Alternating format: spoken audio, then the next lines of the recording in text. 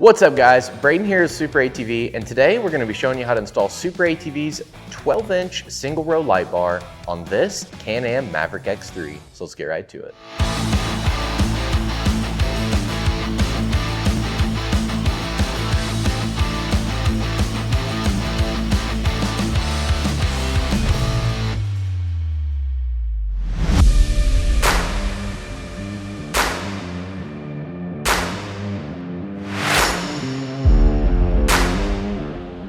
So the first thing you're gonna do is come to the front of the machine here. You're gonna see that you have your hood. You're just gonna wanna grab a hold of it, pull straight up and remove it. Once you've removed your hood, you're gonna come to your factory shock tower brace, or if you have the upgraded SuperATV shock tower brace, you'll notice you have two 10mm bolts that are gonna be going through the upper radiator fan shroud, as well as the brace. On the back side, you'll have a 10mm nut. We're gonna remove those nuts. So once you've removed your nut, just go ahead and grab a hold of your bolt, pull it straight out.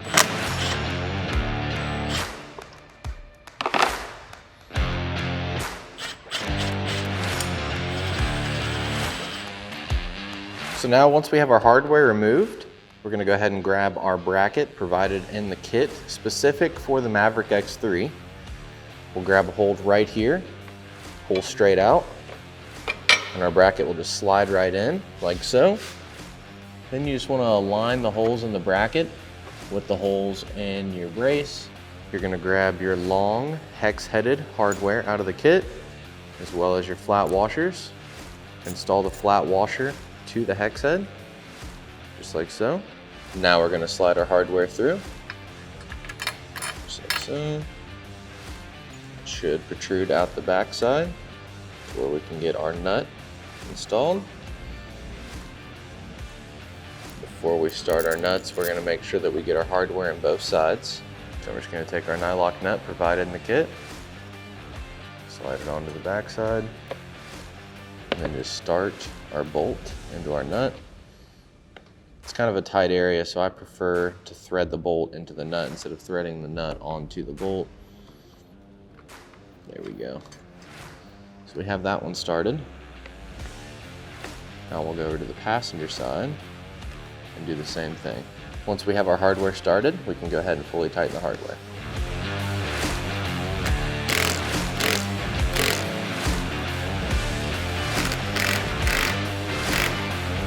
So now we're going to grab our light bar and get it installed to the machine. As you can see, our mount is too wide for this light bar, but in the kit, we send spacers. So the way that we'll want to orient a spacer is it'll go on the inside of our mount. Then our provided hardware will go through just like so. So now we're going to take our spacer and lay it on the inside of our bracket, and then we'll take the provided Allen hardware, slide it through the bracket as well as through the spacer. We'll grab our light bar and then thread our hardware into the light bar. We're not going to fully tighten it, we're just going to get a couple threads started. We're going to grab the other spacer as well as the other Allen. We're going to go over here to the opposite side and do the same exact thing. And then I just like to get my hardware hand started kind of where I want it to be.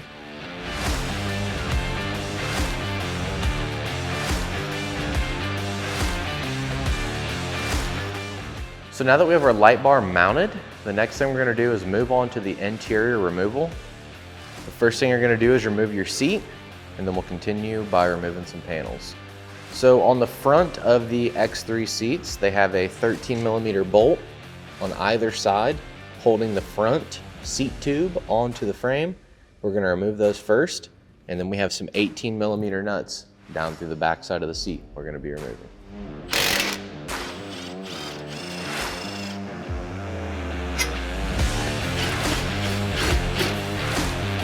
All right, so once we have our front hardware removed, you'll just want to flip your seat cushion up, and then there's going to be two holes in the back side corners of the seat.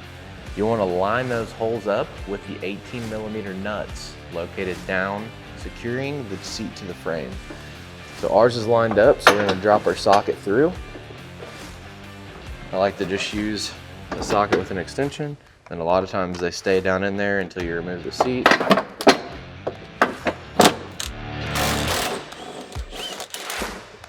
Now we're just gonna pick straight up on our seat.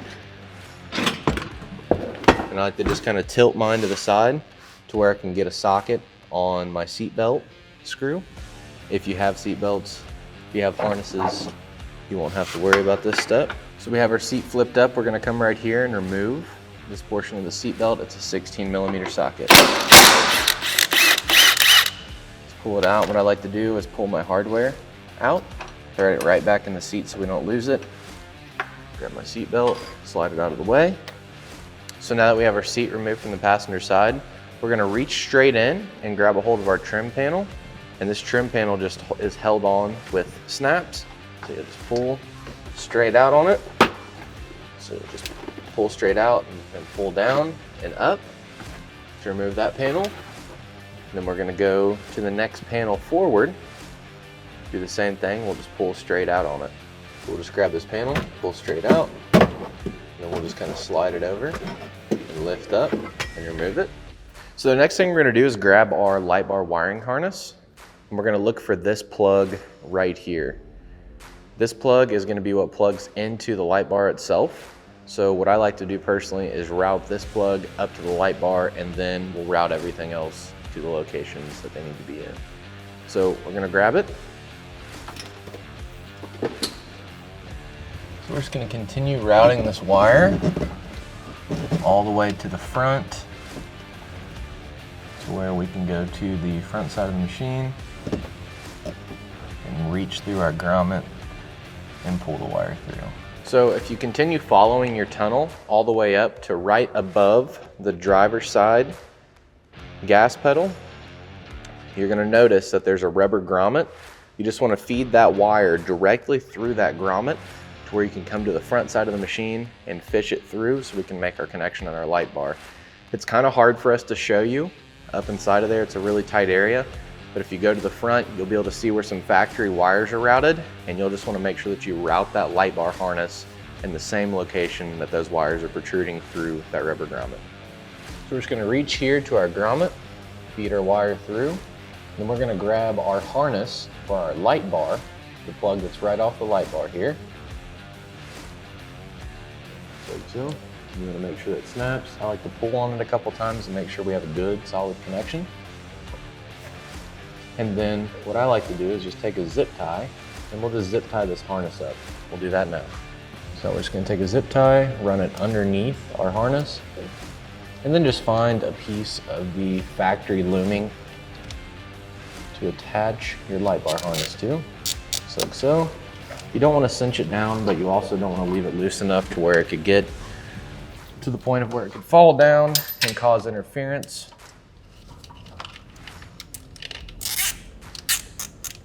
Once you have your zip ties on, just cut off the excess of the zip tie.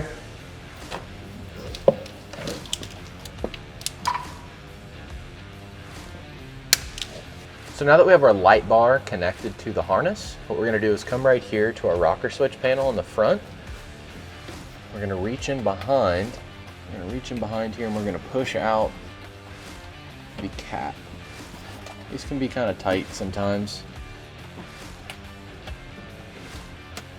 So we're just gonna remove the cap here. And as you can see, it has a connector right here. We'll just push down on this tab, then pull the connector apart. So we have our rocker switch.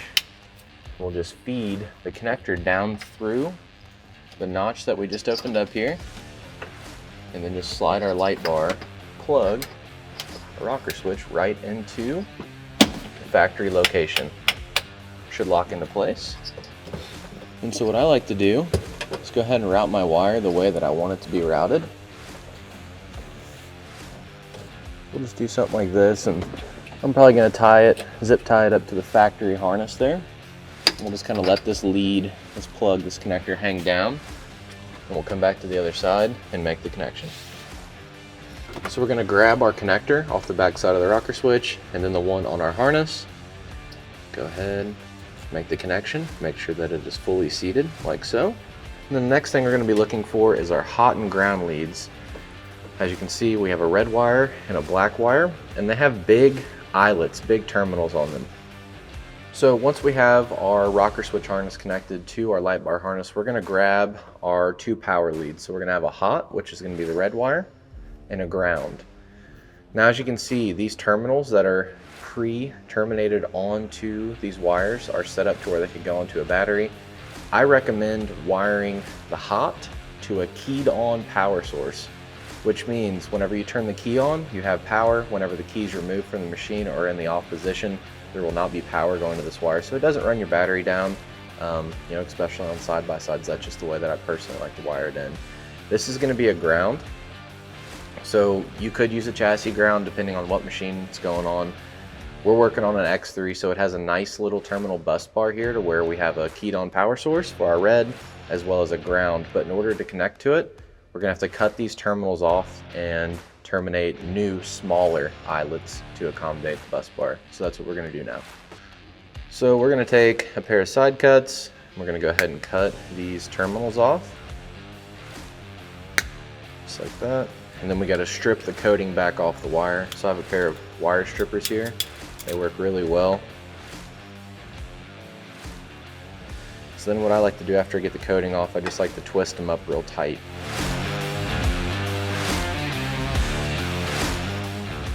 Slide it up into the terminal or the connector. Again, just make sure that you get it slid all the way in. And as you seen me just a second ago, I like to push in on it, and as I'm pushing, just kind of twist. So that's just going to make sure that we get all the wires in that connector so we're getting the best connection we possibly can. And I like to pinch the wire, hold down on the terminal. So we get it in here, crimp it. And I always do 2. Some people do 1. Biggest thing is you just want to make sure that you have a good connection. So you always want to grab a hold of your connector and pull on your wire. And obviously you're not trying to just rip it apart, but you're just putting some pressure there just to make sure that it's going to hold good. Now we're going to do the same thing for the black wire, which is going to be the ground. Just spin it on there. We're going to pinch it and push down. And these are pink connectors. So whenever you go to purchase some, or if you have some laying around your personal shop, your garage, wherever you're working on it at. And these are heat shrink. This is what I prefer to use. This is the best way to ensure that you're not going to get any kind of moisture or water up in the backside of this connector. And the reason being is because you have to heat shrink them. So I have a heat gun here. You can use whatever you like to shrink this. I prefer to use a heat gun. It seems to work the best. It's the safest. I'm just going to take it and we're just going to move it evenly around the connector. You don't want to get too close because you'll burn it. It'll kind of look bad. You're going to kind of roll it around in your hand, start from top to bottom. Again, just working all the way around this connector. So now we're going to come to the bottom stud on our bus bar. That's going to be for the keyed on power source. We're just going to go ahead and remove the nut. It's a 10mm nut on this one.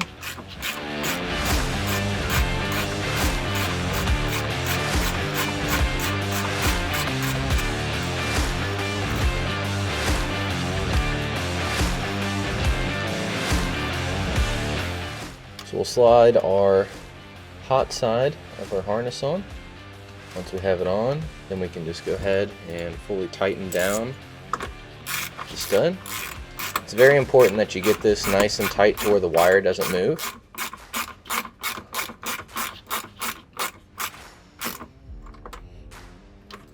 And we're going to go up here to the very top. This is going to be our ground.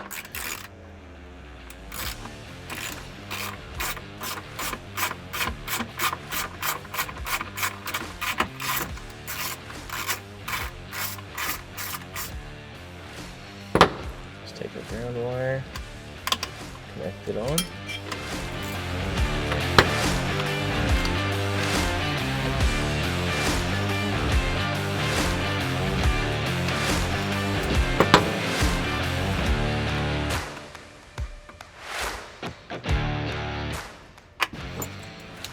Again, just make sure you get it fully tightened. So as you can see, we have quite a bit of extra wire here. Whenever I do a light bar install or any kind of wiring install on the machine, all of these will get cut down to my desired length. You know, depending on what you have wired on your machine is how you're going to route it. You know, there's a million different ways that you can run this to, you know, make it look clean. I highly advise you not to do this, to take and wad this harness up real tight like this and then throw a zip tie on it. All this is going to do is cause resistance. Resistance causes heat, and you know, over time it could potentially cause issues for your machine. Like I said, what I like to do is route everything how I want it routed, and then if I have to take out this much excess, that's perfectly fine. All you're going to need is some connectors in order to connect the wires back together. Again, I just showed you how to do that utilizing a heat shrink connector. That's the way I do it. You know, throw some loom in spots that maybe it could rub up against a frame. And then, like I said, be sure not to fully zip tie it. You don't want to crank down on any wires ever with a zip tie. Another thing you're going to see is your relay. And again, this is going to be something that's going to be up to you where you mount it. You know, every machine's a little different. You may have 3 relays already installed. So if I told you to put it here, it may not work on your machine because you already have one there. If I told you to put it here, it may not work. The best thing I can tell you is to make sure that this connector is facing downward. That way, if you do get any kind of water or anything, everything's going to run out the bottom. You don't want it flipped up like this to where all the water's running into the relay. That can cause issues over time, you know, especially if you get corrosion on your terminals on the relay itself. So make sure this is mounted in a nice spot. You know, on this one, I could do something like this to where I tucked it back. You know, we could go back in here somewhere. There's endless options. Like I said, and every machine's different. The biggest thing is just to make sure all your wires are routed clean. Make sure they're not going to get bound up in the prop shaft, on an axle, the differential. You know, you don't want them to be laying up against anything too hot either. And once you've done all that, you got your wires how you want them, you just reassemble your machine. Put your panels back on, make sure everything's fully tightened. But now we're going to check this light bar out, make sure she works good. So the key's off on this machine. We haven't pressed our push to start button yet, so there's no power. As you can see, the light bar does not work.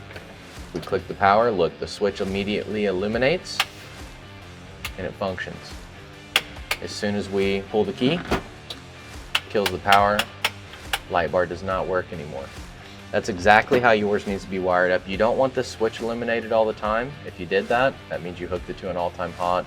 And like I said, I highly advise not to do that. You want to make sure it's on a keyed on source and a ground. So once you've got any previously removed components reinstalled, all your wires tied up, looking good and clean, that's all there is to it to install SuperATV's 12-inch single row light bar and mount on this Can-Am Maverick X3.